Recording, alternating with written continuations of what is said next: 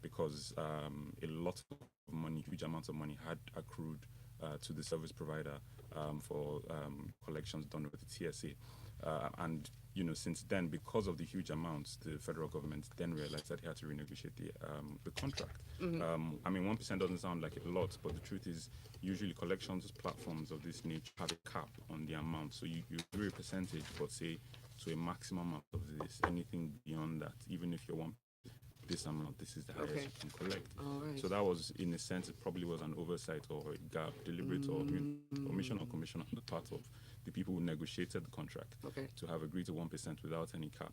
The federal government realized this and the contract to stick with the 1%, but cap it at 5,000 naira maximum for payments coming through. Now, the issue here, according to, on the government side, is that the exact date of takeoff of that renegotiated is what's in dispute. Exactly.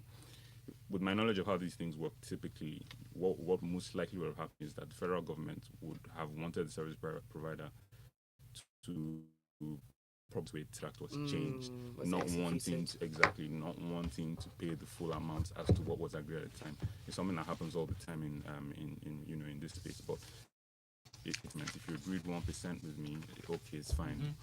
The new fees would take effect from the day you sign, not from the day you start to gripe and complain.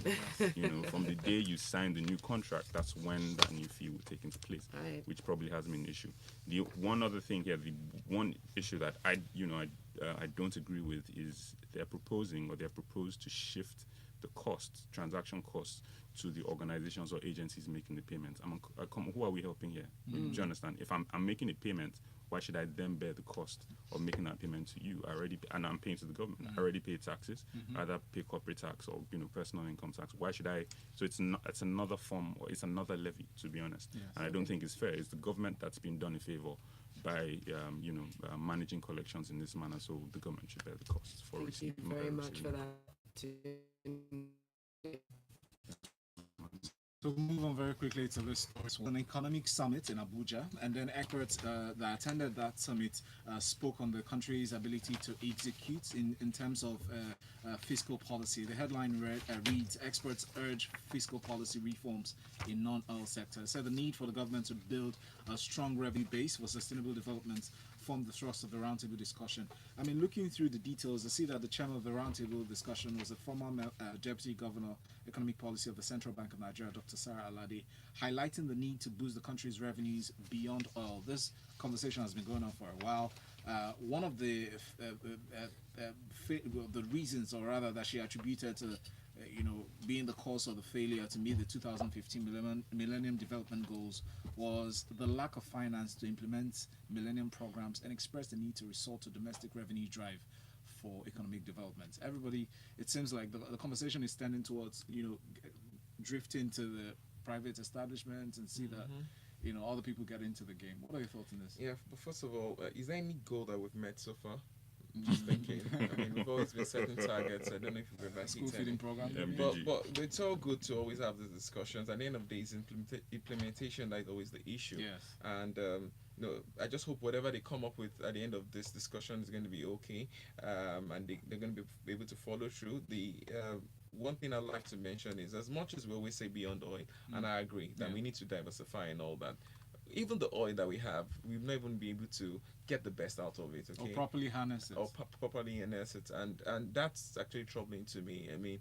All we think about here is just we explore, and after exploration, we're not even doing anything about our refinery that has been issued. Cheta wants to say something. Yeah, your constitution doesn't mention the word productivity once, but mentions the word sharing 26 times. That says a lot. That says a lot that we don't have enough KPIs to follow by. But these are the things that we're talking about. So yes, they might come up with a good structure and come up with very good blueprints, but following through is always going to be the issue. And the same thing that is happening in the oil sector might also happen in all other sectors that we're talking about, where we're just probably going to bring out the raw material and sell it out to another country, providing and jobs. Bring it back in at higher exactly, price. providing jobs for those countries and forgetting about our own. Thank you very much, Ayo, for that. We'll go to this next story from Punch newspaper. Tunde, this is for you. About 2019 is still in focus. INEC writes RECs, that's the Resident Electoral Commissioners, bans officials from WhatsApp groups. So there's a talk that actually one of the officials who spoke on condition of anonymity revealed that some members of staff of the commission, as INEC, opened WhatsApp groups to discuss certain disbursement of funds. And this is this is what the national headquarters is trying to stem. National headquarters of the Independent National Electoral Commission said they sent a letter to all 37 resident electoral commissioners informing them that it has stopped officials from being members of WhatsApp groups. How are they going to track this? I wonder. They'll check their phones everybody they go to work. So this is a case of I don't know how do you want. Where else? What do you expect them to do? This is a case of employees needing a place to go and vent about the happenings within the organization and all the sharing that's going on that's probably not reaching them. Now, it happens everywhere. Now, so it's easy for you to write letters. Enforcing and monitoring is always going to be the issue. This alone and this by itself shouldn't be a problem.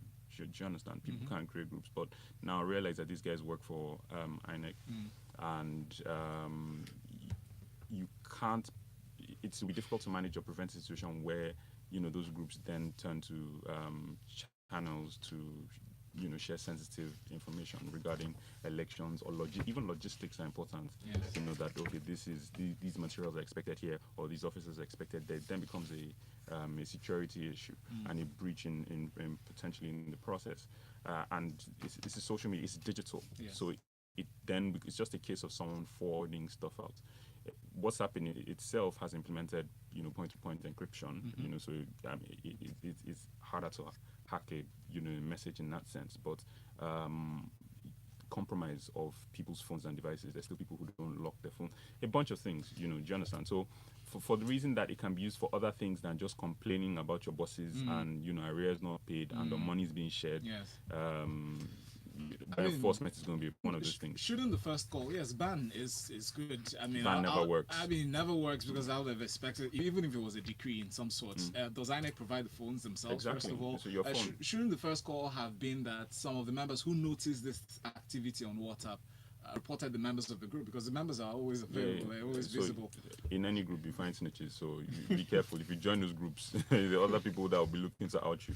I think, look, INEC and the officials and the principals should be more interested in how to improve the systems and run a credible election. The reason why they're griping and complaining about this is that it's being used as a channel to discuss what's going up there, especially probably with the misappropriation of funds. That's what their main and major concern is. If they want to fix it, they should fix the issues that the people are complaining about. And possible infiltration from political individuals. Anyway, we'll move on to this next story from Daily Times newspaper. Despite awareness, over 25 million bank customers are yet to enroll for BVN.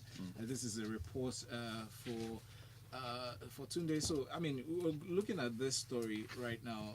They're saying in the details that the exercise as at June 30th of June 2018, the Central Bank of Nigeria had revealed that over 25 million bank customers are yet to be captured. They stated that 64% of 46.1 million from 71.8 million active bank customers' accounts have been linked to the BVN as of June. I mean, looking at these statistics, is it pass mark, failure? Okay, when was BVN launched? I think in 2014. Yes. Right, it was launched sometime in 2014, so in just a little over 4 years, or about 4 years. To be honest, in my opinion, 64% isn't bad. It's not bad. It's fair for an initiative of this type. Let's realize and remember that there are legitimate reasons why it would be difficult, or if not impossible, to achieve 100% registration. There'll be accounts, that belong to deceased persons. There are people who are, in the diaspora. All sorts of reasons that will prevent 100% compliance. It will never be 100%. For the issues that I mentioned, can we increase the current ratio? Yes. But so